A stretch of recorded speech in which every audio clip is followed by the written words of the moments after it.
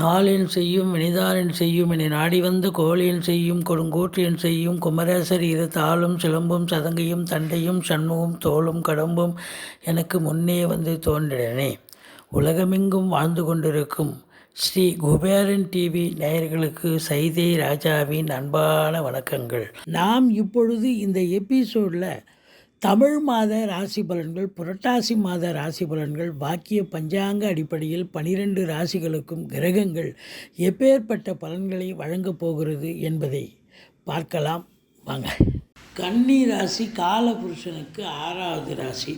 உத்திரம் 2, 3, 4 பாதங்கள், அஸ்த நட்சத்திரம் சித்திரை 1, 2 பாதங்கள் உள்ளடக்கியது.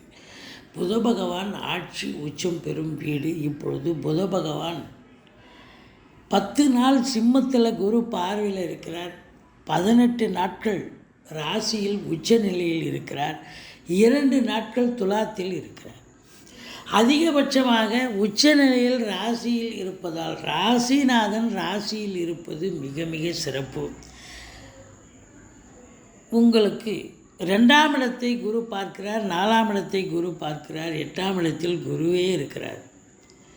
ஆதலால் இந்த புரட்டாசி மாத கிரகங்களை பார்க்கும் பொழுது இந்த கன்னி ராசிக்கு எப்பேற்பட்ட பலன்கள் பெறப்போகிறீர்கள் அப்படின்னு பார்த்தீங்கன்னா, நிச்சயமாக ஒரு சூப்பரான பலன்கள் உங்களுக்கு இந்த மாதம் பெறப்போகிறீர்கள். நல்லதே நடக்கப் போகிறது என்று சொல்லலாம். ராசிநாதன் தன் வீட்டில் இருப்பது என்பது மாபெரும் சிறப்பல்லவா. அவர் 10ஆம் இடத்துக்கும் அதிபதியாகிறார். அப்போது சிந்தனைகள், செயல்கள், தெளிவான சிந்தனை, செயல்கள், எண்ணங்கள் ஏற்பட்டு தொழிலில் சதா அதே நேரம் அதே சிந்தனையாக செயல்களாக ஈடுபட்டு நல்ல வெற்றி பெறப் போகிறீர்கள். அதனுடைய புதனுடைய ஆதிக்கம் நிறைந்த அன்பர்கள் இருக்காங்க. பத்திரிகையாளர்கள், மீடியாக்களில் பணிபுரியக்கூடிய அன்பர்கள், ஆசிரியர் பெருமக்கள், சொற்பொழிவாளர்கள், மேடை பேச்சாளர்கள், கணக்காளர்கள், இந்த கணக்கு எழுதுகிறவங்க எந்தெந்த துறையில் இருக்கிறாங்க தெரியுமா? அதே நேரத்தில் பார்த்தீங்கன்னு சொன்னால் ஜோதிட பெருமக்களையும் எடுத்துக்கலாம். இவங்களுக்கெல்லாம் ஒரு அற்புதமான ஒரு காலகட்டம் வந்தாச்சு. புதன் உச்சமடைகிறார். இப்போ நினச்சதை சாதிக்க போகிறீங்க. சமூகத்தில் பேரு புகழ் அந்தஸ்து உயரப்போகிறது. தொழிலில் ஒரு திருப்பு முனை ஏற்பட்டு சம்பாத்தியத்தை பார்க்க போகிறீங்க. உத்தியோகத்தில் உங்களுடைய முழு திறமையை வெளிப்படுத்தி மேலிடத்தில் செல்வாக்கினை பெறப்போகிறீர்கள். ட்ரான்ஸ்ஃபர் வேணுமா, ட்ரான்ஸ்ஃபர், ப்ரமோஷன் வேணுமா, ப்ரமோஷன், இன்க்ரிமெண்ட்டுக்காக காத்திருக்கிறவங்களுக்கு இன்க்ரிமெண்ட், இப்படி பல நிலைகளில் உங்களுக்கு நல்லது நடக்கக்கூடிய அமைப்பை இருக்கிறது. 2ஆம் இடம் குரு பார்வையில் இருக்கிறது. தனஸ்தானத்தை தன காரகன் பார்க்கிறார். பொருளாதாரத்தில் உங்களுக்கு அளவு கடந்த ஒரு சுபீட்சம் ஏற்படும். பணம் இரட்டிப்பாக சம்பாதிப்பீர்கள். கொடுக்கல் வாங்கல் சிறப்பாக செய்யலாம்.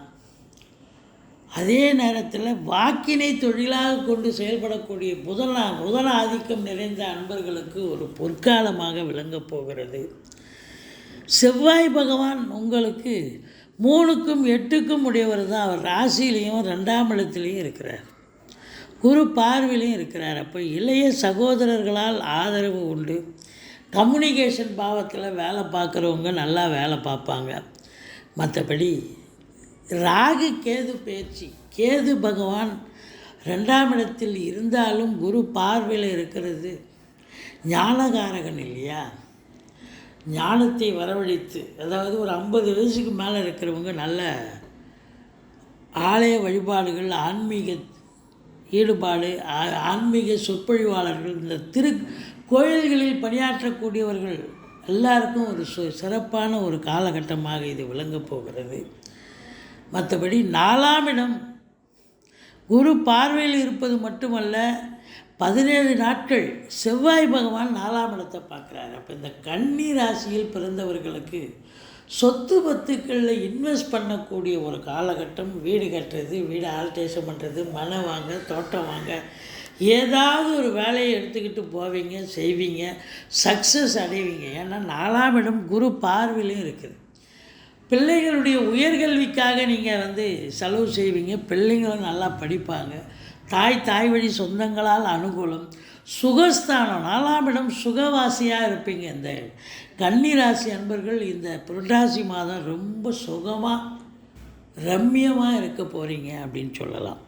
5ஆம் இடம் அப்படின்னும்பொழுது இந்த 5ஆம் இடத்துல சனி இருந்தாலும் அவர் முன்வீட்டு பலனை செய்வார்.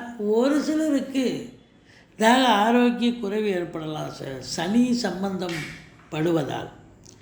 ஏன்னா வக்ரம் பெறுகிறார் அவர், அதுதான். மற்றபடி இந்த ராகு கேது பயிற்சி அப்படின்னும் பொழுது ராகு பகவான் உங்களுக்கு 8ஆம் இடத்துல இருக்கிறார், குருவோடு இணைஞ்சிருக்கிறார்.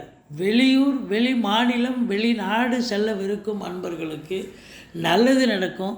நீங்கள் தொழிலுக்காகவோ உத்தியோகத்துக்காகவோ இல்லை உயர்கல்விக்காகவோ சென்றாலும் அது உங்களுக்கு பலனை தரும். பாசிட்டிவ் எனர்ஜி நல்லது செய்யும் அப்படின்னு சொல்லலாம். ஆனால் 21ஆம் தேதிக்கு பிறகு ராகு கேது பயிற்சி, ராகு பகவான் மீனத்துக்கு வருகிறார். அப்போது 7ஆம் இடத்துக்கு ராகு வருகிறார், ராசியில் கேது இருக்கிறார். கணவன் மனைவிக்குள்ள கருத்து வேறுபாடு வரும், கொஞ்சம் மன சஞ்சலம் ஏற்படும், மந்திரிச்சு விட்ட மாதிரி இருப்பீங்க. நேற்று நைட்டு ஒன்று சொல்லுவீங்க, காலையில் எழுந்து வேறு ஒன்று செயல்படுவீங்க. மற்றபடி குடும்ப ஒற்றுமையாக, அதாவது கணவன் மனைவி ஒற்றுமையாக இருக்க பழகி கொள்ள வேண்டும். இந்த ராகுக்கு எது கொஞ்சம் பிரச்சனையை கொண்டு வரும். என் நண்பர்கள் கூட சொன்னால் புரிஞ்சிக்க மாட்டாங்க. மற்றபடி உங்களுக்கு 9ஆம் இடத்து அதிபதி 11இல் 13 நாட்கள் சுக்கிரன், அப்புறம் குரு பார்வையில் உங்களுக்கு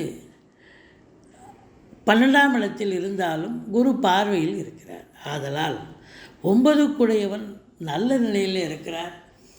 நல்ல சம்பாத்தியத்தை பார்க்க போகிறீங்க. சுக்கிரனுடைய ஆதிக்கம் நிறைந்த அன்பர்கள், கலைத்துறையில் பணியாற்றக்கூடியவர்கள், தொலைக்காட்சி பிரிவில் பணியாற்றக்கூடியவர்கள், இவங்களுக்கெல்லாம் நடிகைகள், டெக்னீஷியன்கள், எடிட்டர்கள், கேமராமேன்கள், புகைப்பட கலைஞர்கள், இவங்களுக்கெல்லாம் ஒரு பொற்காலம் என்று சொல்லலாம்.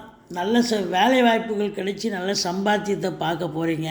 அரசு வங்கி, அரசு கருவூலம், ஃபைனான்ஸு, இன்சூரன்ஸு, நகை வியாபாரிகள், அதில் பணியாற்றும் பணியாளர்கள், துணிக்கடை வியாபாரிகள், அதில் பணியாற்றக்கூடிய பணியாளர்கள், இவங்களுக்கெல்லாம் ஒரு சிறப்பான ஒரு காலகட்டம். அரசு ஊழியர்களுக்கு அனைத்து சலுகைகளும் கிடைக்கும்.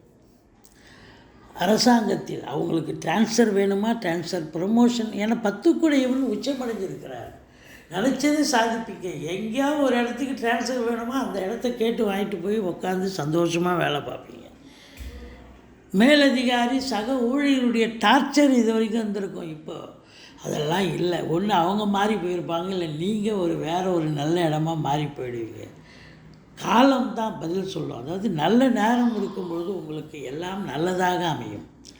மற்றபடி அதுலேயும் குறிப்பாக இந்த புதனுடைய ஆதிக்கம், பத்திரிகை துறை, மீடியா துறையில் வேலைக்காக முயற்சி பண்ணுறவங்க கண்டிப்பாக வேலை வாய்ப்பு கிடைக்கும். அதில் உங்களுக்கு ஒரு முன்னுரிமை கிடைக்கும். நல்ல ஒரு பேரு புகழ் அந்தஸ்து உயரப்போகிறது என்று சொன்னால் மிகையாக.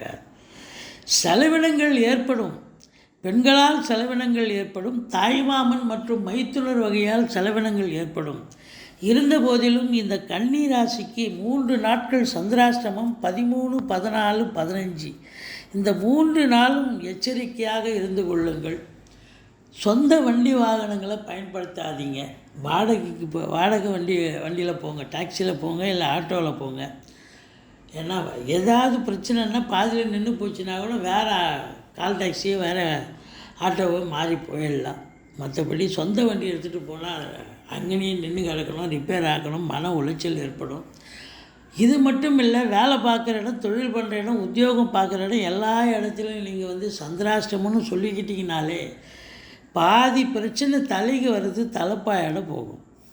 மற்றபடி இந்த ராகு கேது பயிற்சி நல்லது செய்யுமா அப்படின்னு பார்த்தீங்கன்னா, இந்த கன்னி ராசிக்கு நிச்சயமாக ராகு கேது பயிற்சி நல்லது செய்யாது. ஏன்னா உங்களுக்கு 7ஆம் இடத்துல ராகு போயிடுறார். ஒன்றா வெளிநாடு போகிறீங்க, தாராளமாக உங்கள் இது வரைக்கும் அப்படி ஒரு ஆப்ஷன் இல்லை, ஒரு முடிவு இல்லை, எந்த ஒரு முயற்சியும் எடுக்கலைன்னு சொன்னால், இப்போ நீங்கள் வெளிநாடு போகணும், உங்கள் ஜனனகால ஜாதகத்தை எடுத்து ஒரு ஜோசியர்கிட்ட பாருங்கள்.